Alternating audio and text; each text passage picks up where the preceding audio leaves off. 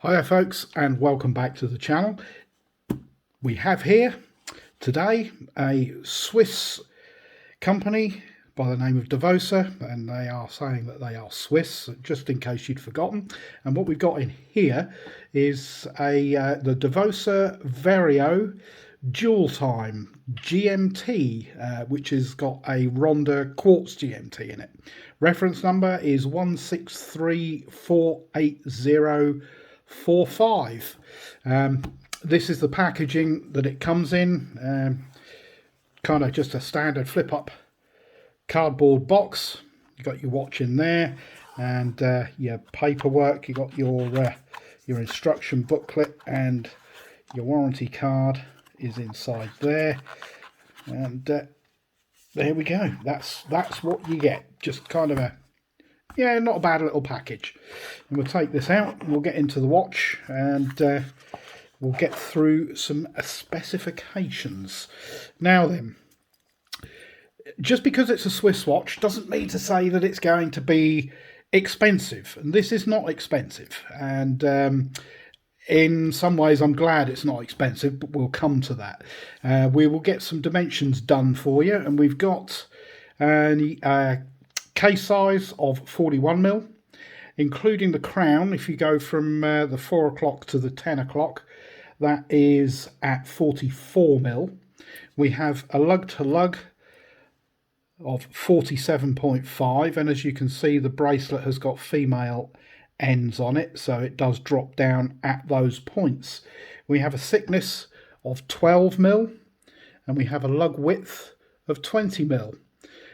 Everything on the watch is 316L stainless steel with a mixture of brushing and polishing. You've got those high polished sides. The twin crowns, will come to those shortly, so we'll explain what they do, which are both signed and with that kind of bead blasted centre and a high polished Davosa sign. We've got, like I said, high polish, and then we're up to brushing. And then as you can see, the bracelet is brush, polish, brush, polish, brush, back to brush on the top of the case, and then obviously high polish around the sides. The brushing on this is it's circular, and it's I think a little grainy, if I'm honest. I've seen nicer brushing on the bracelet. It's a bit better, but it's just a bit grainy on the top there. We have a domed mineral crystal, and we'll get in closer on this dial and we'll talk about what's going on with that. Because as you can see, we have a GMT hand, and you've got all these indices are applied. You got your Arabics at 12, 3, 6 and 9. Everything else is battened and then printed on your minute markers inside that. And then stepping down to the inner level, you've got your GMT time, or 24-hour time, however you want to set it. And you've also, on the outer ring, is a rotating bezel, so that you can set your world time using this crown here. And these crowns, neither of them are screw down. So what you would need to do is, if you've already got so you can track 3 time zones. So this is actually set to New York time at the moment, so it's just coming up to 7 o'clock in the evening. If you're using the outer bezel, you will need to know what the daylight saving time is, relevant to where you are, and also relevant to the destination country that you want to know the time of. Now we know it's kind of 7 p.m. New York time here, where if you set the GMT hand to your hour hand, which is how you would normally do it without any daylight saving, then your New York is here, which is not far enough. So you're going to need, because we've gone forward, then your GMT is actually going to be an hour's difference. But to set this time here, you've got a push-pull crown down at the 4 o'clock position, right opposite the date. If you pull it out once, and you can then wind backwards, and that will move your GMT hand. So that is, keeps it independent. If you go forwards, that will change the date, and then obviously if you pull the crown out to the second position, the second hand will hack, and then you can adjust your time. And if you adjust your time, your GMT hand will track with it so that the time difference remains the same. And as you can see, we're at midnight, as we've just changed the date over. You can see down the bottom here, we've got Swiss made. Quality wise, it's okay. It's I've seen some watches, Citizens and Seikos, and even some of these Casio Edifice, where the finishing is equally as good. Just because it's Swiss, it doesn't mean that it's elite, because it's not. It's got a nice sunburst dial. Some of the kind of shortfalls of this, I think, are in the bracelet.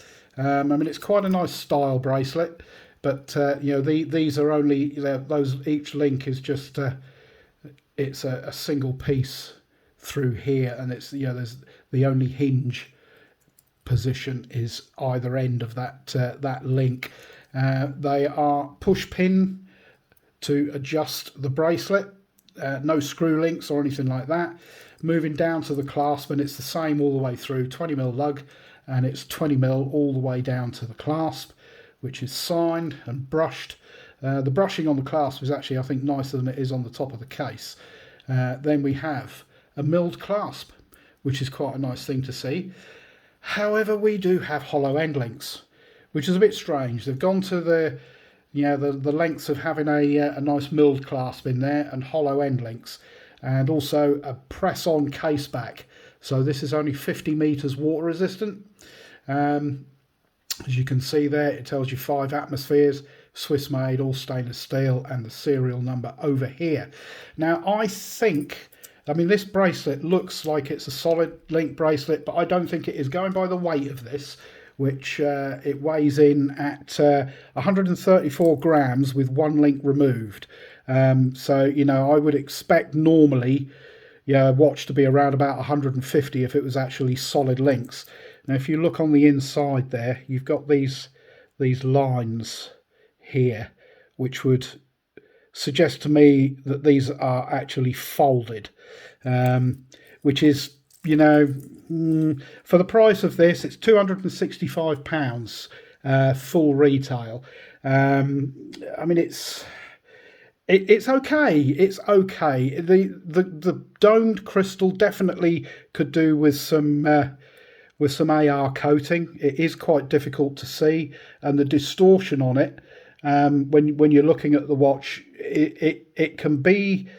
It just doesn't seem, as some watches you get and the distortion on them is cool, but it actually makes legibility, I think, on this one a little bit of an issue. Now, would I recommend this watch? Not at full retail, I don't think. Not at $265. If you can pick one up on a deal, I would think it would need to be kind of below the 200 mark, if I'm honest. It has got Lume, and we'll just quickly charge it up. There's no indication as to what Lume compound that they use.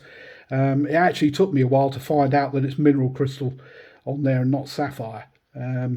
But it's okay. It's not the best. We'll drop the lights out.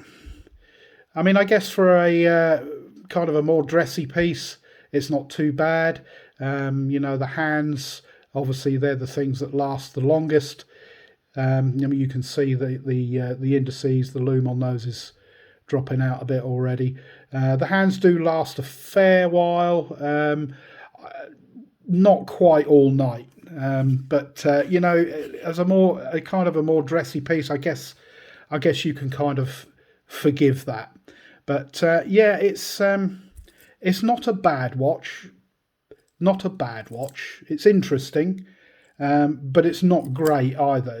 I would put the finishing on it is very akin to a Casio Edifice. The way that the polishing is done, the way the bracelet is done, it just seems, the press case back is, it's just it could be a screw down case back. It really should be, to be fair. But anyway, there we go.